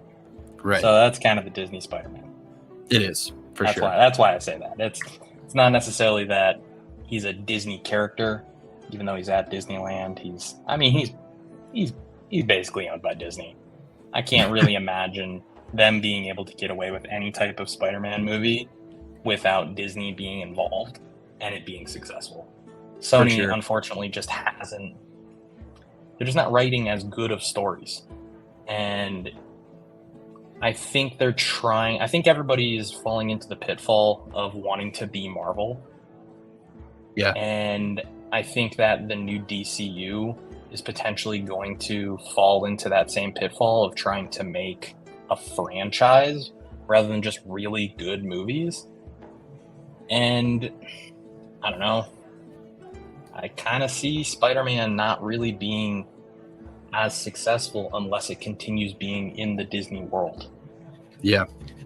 Yeah, outside of Into the Spider-Verse is like the one thing that they've been doing that I'm like, all right, you're doing a great thing here. Like, that's the first thing. I mean, Amazing Spider-Man, unfortunately, just didn't get as much love in the box office, and it kind of lost traction. But I personally was so into it. I was really into that story way more than the originals. And I wanted to see it play through. I was so psyched when Marvel continued it, or at least supported picking it back up. And and the DC stuff, they've been trying since day one. They've been failing. They got the same directors. They got James Gunn. James Gunn's running it now, and he they tried to do something with the Flash, and it was almost successful. But I'll spare my comments on that one because I think it's controversial when it comes to. I think it was a great moment. But yeah, you're absolutely right. I think the issue with DC versus Marvel is that if you look at the way Marvel has portrayed these characters on screen, they've nerfed them substantially. They've made them just completely weaker. Look at Captain Marvel. She is too powerful to exist in the MCU. I can't imagine her being full power going forward because she could decimate an entire city. And then it's like, what? The city's just destroyed? They dealt with that with the Ultron, Marvel with Ultron stuff. And they've been dealing with that in their stories, but it's like there's so much devastation that's happened on Earth so far that it's like at some point, like, yeah, everybody's going to be against superheroes because the entire world is just getting destroyed. And the issue with DCU is they're all too powerful. How do you have Superman completely destroy Gotham City, or not Gotham, wherever he's from? Metropolis. Starts with an M. Yeah, Metropolis. He destroys Metropolis in the first Superman movie. Yeah, he just completely destroys Metropolis, and it's like that's one movie. Yeah, how are you going to have a franchise? Just imagine the DCU 30 movies in. There wouldn't be an Earth. Yeah. You'd have to have superheroes whose superpower was building buildings. Yeah, I mean, I feel you on that, but the thing is the problem was not that they when you watch the scene, it's literally like a Dragon Ball Z fight when he fight, and I thought, to me, my take on Man of Steel was an incredible movie. I really loved it, and I even loved that they made Superman so powerful. But what they continue to do, and I think back to your point on like, don't copy. Like Marvel's got their thing. Marvel's always had their identity like very clearly understood, and their movies are representative of their comics. They're doing a fantastic job of making that happen. Now DC should be doing the same thing, but all they're trying to do is copy this formula because they see dollar signs and they see, success. That is success. But it's like you need to know what your identity is, and Zack Snyder really, I think, brought a lot of that, but the bureaucracy stuff, I think, just got mixed into it too much, and there's a lot of disconnections between each of the stories. But back to Man of Steel, they visually, it's like a Dragon Ball Z fight. They obliterate the whole city, and then but by the end of it, the plot point is that only 1,000 or so people die. Like what? That's not what I saw. That's not even possible. If you watch the continuation, if you watch Batman versus Superman. Bruce Wayne's whole thing is like that Superman basically is a threat to the Earth, and we need to stop him. He could just obliterate us if he wanted to. Look what he did to Metropolis, and he says in quotes like, thousands of people died. What happens next? Millions? And it's like, whoa, dude! Like, no, millions of people. What I saw, millions of people died in that movie. So the stakes are way higher. And they could have taken the stakes that high, but they didn't because they want to draw the story and the plot so it plays up to like a bigger Avengers type movie later where they can go, now it's a big deal. Like now millions of people have died. And it's like, don't do it that way then. If you obliterated the city, you should have included that as a part of the plot, but you didn't. You just expect the audience to go, oh yeah, that's exactly what happened. And I don't think many people did. That's obviously one of the biggest talking points that people have complained about some of that story. Well, it's like, this is probably an unpopular opinion, but don't introduce Superman until like, if you want to do a phased approach, don't introduce Superman until like phase 3. Yeah, for sure. Because he is too powerful. He is too powerful and too good. Mm-hmm. And it's like, if he's too good, well, then why is he letting people die in the first place? So now you have to deal with that. If he's so good, he should be saving all these people. And it's like, if you look at all the DCU characters, Wonder Woman, too strong. You think? Aquaman, she's getting shot by bullets and they're just bouncing right off of her. Yeah. She's destroying people left and right. They're just too powerful. There's no weak characters. There's no moment during any of these fights where you're like, oh, that person could die. And it's like, we also have Aquaman. Yeah, Aquaman, he's too powerful too. He could summon the entire ocean, and he could like pick a whale up with one arm. Like, it's just ridiculous how strong he is. And all the bad guys are just regular people. The only bad guys, they have to bring bad guys from other planets. You know what I mean? Like, it just doesn't make any sense. When you watch the standalone movies and you watch their narrative play out, you're right. It's like ultimately they show how powerful each of them are in their own little world. And then when the big team ups happen, when Justice League happened, you're right. They have to bring this like other ultimately powerful person, and they already went straight to Darkseid like right away. And Darkseid's already in the mix, pretty soon. It's like when I look at Marvel, they spread it out. They really plotted out all the stories where you kind of feel the intensity of like this big, tremendously powerful villain that shows up that actually feels like a threat.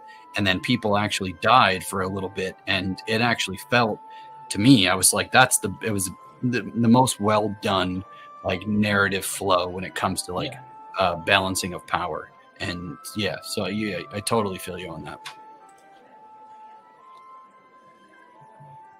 Mangy Man, Manji, how do you say his name? Mungie Man? Mungie Man. Mungie Man, are you counting down the minutes until the end of the stream? Yeah. Okay. it's just one of those things where I think that, I mean, honestly, make a Green Arrow movie. Start with Green Arrow. That's what they did in MCU, and I'm not saying you have to do it just like MCU, but you have to introduce us into these characters slowly. You have to introduce us into a world that is similar to ours before you just make it completely different. Because Superman is awesome. He's awesome. He's one of the best characters ever written. But he's too powerful, and you introduce a Armageddon-style, you know, destruction to the world in the first time you introduce him. Don't do that, you know. Use Green Arrow. Make little things. Build it up. That's how we got into the MCU. That's how we started liking it. It doesn't have to be the MCU and the jokiness and all that kind of stuff.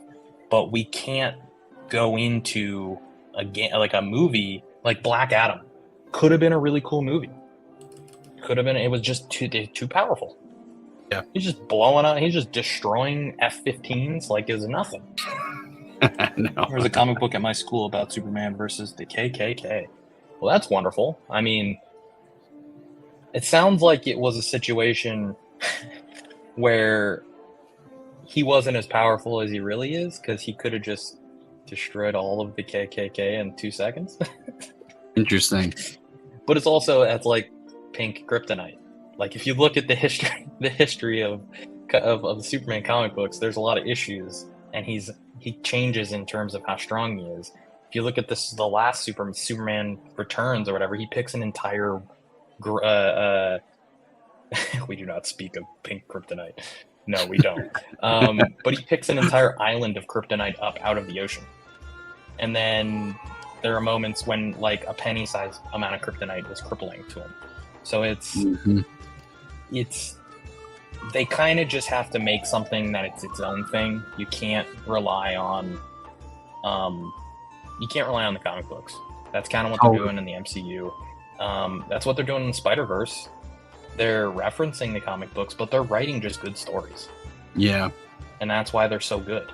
Look at Suicide Squad, the one that James Gunn did. That movie was awesome. It was awesome. Yep. But and now the characters are too identity. strong. He understood the identity, and he developed enough unique additions and changes where it really does work.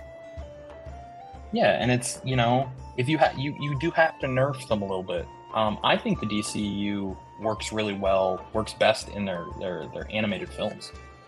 Those movies are awesome. They're well written. They're paced very well. I just started watching one of those on Max, the Dark Side. I think it's a Dark Side film. I can't remember. Superman and Batman are teaming up, and I'm pretty sure it's like when Dark Side is arriving. But it's been so great so far. Who said earlier? Somebody said you can't put happy-go-lucky Superman with dark brooding. Rad Firefox said you can't put super happy-lucky-go Superman with brooding dark Batman. It doesn't really work very well in a movie. Yeah. Because also the movies have to be different. They just have to look different. And it's like, I like, probably an unpopular opinion on this one, I thought the Snyder cut was just too long. I thought it was a good movie, but it was stupid that it was that long. It was better, but it had a lot of stuff in it that wasn't great either. It rounded the movie itself off, but it was something that was encompassed within itself. There was nowhere to go after that.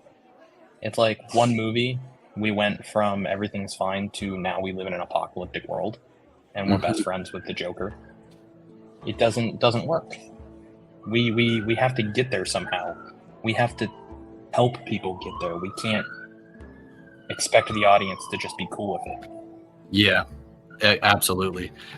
Well, and that's why people need to stop paying for this stuff then. Like, don't go see it at all. You know, they still make enough money to keep perpetuating a lot of the same stuff, you know? Yeah.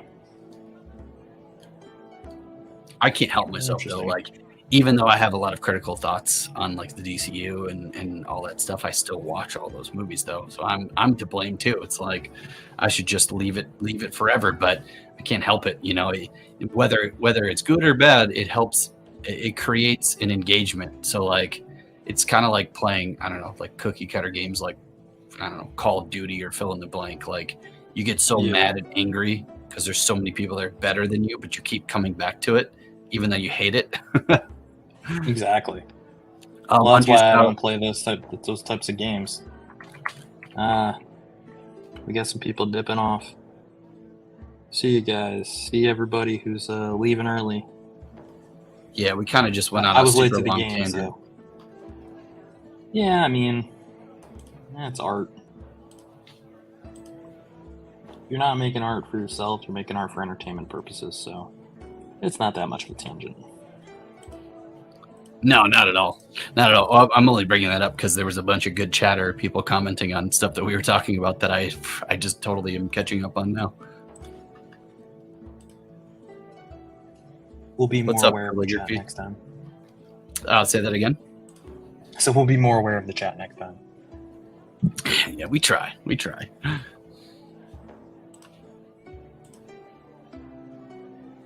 Yes, looks like. Mungie, are you dropping out? Mungie left. Mungie left? Or wait, no. No, Mungie hasn't left. Rad Firefox left. Okay. Oh, Yeah, okay. Mungie got kicked. Hmm.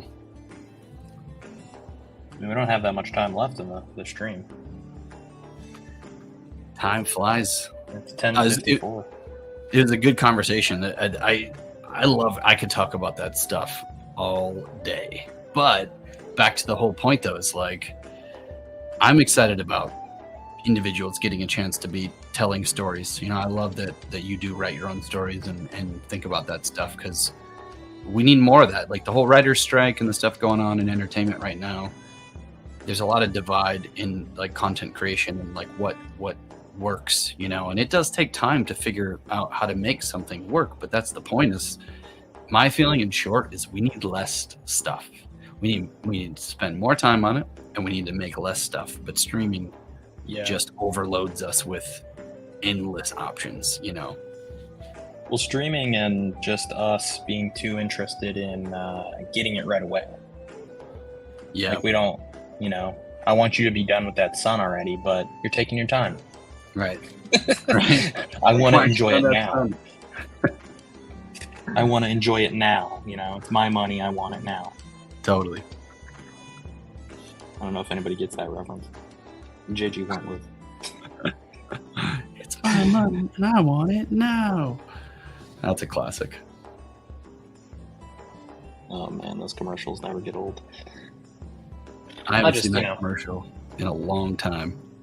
When's the last time you saw a commercial? It's good. I mean, you see commercials all the time still in ads. Every time I go to YouTube, I have to watch a stupid commercial. Yeah, but they're not the classic commercials. You know, yeah, you're right. You see the same commercial over and over and over again. That's one thing I miss about regular TV: the variety in commercials. Totally. But YouTube, if you know, you always get an ad. I'm just calling it ad blockers. I do have an ad blocker, which helps a lot. I don't have an ad blocker because I don't know how to download an ad blocker, because I don't know how to do those things. Well, you don't have to, because you're a Safari Mac guy. Oh yeah, I am a Safari Mac guy. Well, now I got Chrome because of this. Made me get Chrome. I don't care enough. I just want to use the program. I don't want to have to customize it. I don't want to have to do all that. I just want to just use it and not think about it. I got other things to worry about. I feel you on that. So, are you guys going to introduce brush, or is it already introduced, pressure-related integration? Yes, absolutely. Like we do have, like, if you go into the go to edit application settings, in general there's like minimum pressure. There's a few things that you can do on the pressure sensitivity, but not as deep as you would get in other applications. But yes, we have growth in that area in particular that for sure is going to essentially match what you would get in some of the other best applications. And I know this is an online application. but have you guys thought of making a iPad app? A lot of people have asked for that. I can't say for sure on the standalone application process, but I would imagine, there's a lot of possibilities in that realm. We're focused on trying to make this experience work and improve within the browser itself. As browser-based technology is just growing so rapidly, there's a real possibility where it will be able to support almost everything that you get in a standalone app. The only thing that you have to consider is the offline access, where I think that there's a lot of possibilities in remote access to a standalone application, so you can work offline but still sync up with your devices and things like that. But yeah, nice. Gotta ask those hard hitting questions. No, for sure. And these are really good questions. And our roadmap, we've got a lot of things: brush customization, expanding just what you can do with the brushes. Right now, we're delivering brushes within Magma. We make them and we give you custom brushes that do have settings, but in the roadmap is plans to evolve how you make brushes and give people the ability to do that. Not to mention, very nice. Yeah, that's huge. Wouldn't you agree? That's kind of an essential bread and butter thing for artists. You need it. Yeah, there. I feel like there's two schools of thought on that. There's the people who just use one brush for everything they do. They make custom textures and everything just by that one brush and scaling it up and down. And then there are people who brushes are their jam. They just do everything with brushes and they create amazing artwork. And production, I think, is related to how quickly you can just jam stuff out. And I think the people who aren't going to care too much about that are the people who are just drawing. They're just like, they don't care. Like, I'm not a huge brush guy because I don't use any type of digital media for a professional sense in terms of drawing. I do it all just for fun and my personal artwork. But if somebody hired me, I'm using brushes all day long. I'm making crash brushes. I'm making leaf brushes. I'm making sky brushes. I'm doing everything with a brush because I'm just trying to get to that finished detail moment. I don't want to have to sit there and draw every single leaf. I just need the tree to look like a tree in the background. Right. No, absolutely. Yeah, good points. And for sure, we just added 24 new brushes into what we're using here. Nice. And there's wide variety textured brushes, but there's so many different. When you look at the Photoshop brush community alone, there's a lot of possibilities and there's so many unique tastes and styles. There's a lot of opportunity in the realm of offering the ability to create your own brush so people can share brushes with each other as well.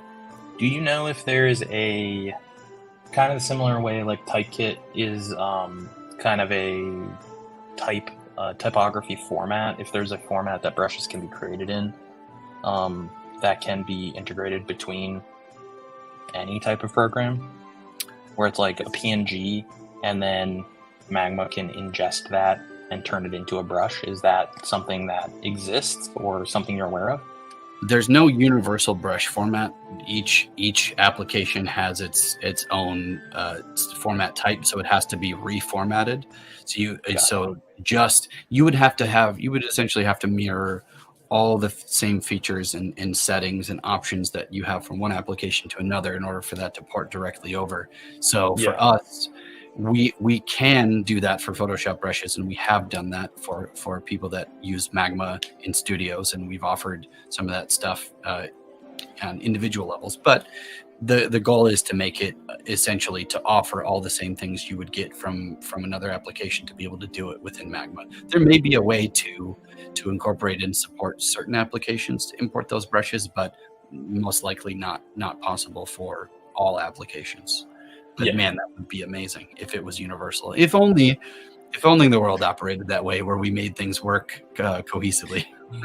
Well, I was just curious because there's a website, True Grit. I don't know if you've heard of them. They make brushes for iPad programs and Photoshop and stuff like that. And I think if you guys could get them to make all the brushes available for Magma, that would be awesome for you guys, because they have like some really awesome textural brushes, brushes that mimic like markers and the way the marker lays down, and stuff like that. Basically, there are toolkits that already exist out there. Rather than having to create the brushes from scratch, people can port them into here and use them. I'll have to take a look at that. That's cool. That's good to know. We're in the brush growth phase, so yeah, that's really good. That's good insights for sure. I also think you guys are in a position where other people have been focusing on how to make brushes for so long. You just stand on the backs of giants and just figure out how to import it in, and then it's like they work perfect inside of your program because somebody else already figured out a lot of the issues with them, and that could be cool. That could be useful. Munchu's going, time has really become worthless as we pretty much we keep going. We're in the negative time phase here. Time is an illusion. Munchu's. Time is an illusion, and we've had a great crew here today. This has been super fun. Jacob, it's been super awesome hanging out with you here, man. I'm glad I could join. Thank you for inviting me, and thank you everybody in the chat for listening to me ramble on about nothing. Yeah, we love it. And apologies if we missed any comments or anything, any banter between you guys. Sorry we got into a little tangent there, but thank you guys for hanging out and chatting with us and drawing with us. This has been super fun, and we will be back on next week, Magma Clubhouse next Wednesday. Join the Discord or check out the Discord. -4 minutes now. All right, folks. Well, have a great rest of your Saturday, and we will see you next time on the Magma Classroom. I'm sorry, Magma Clubhouse. Cheers, everybody. Thank you.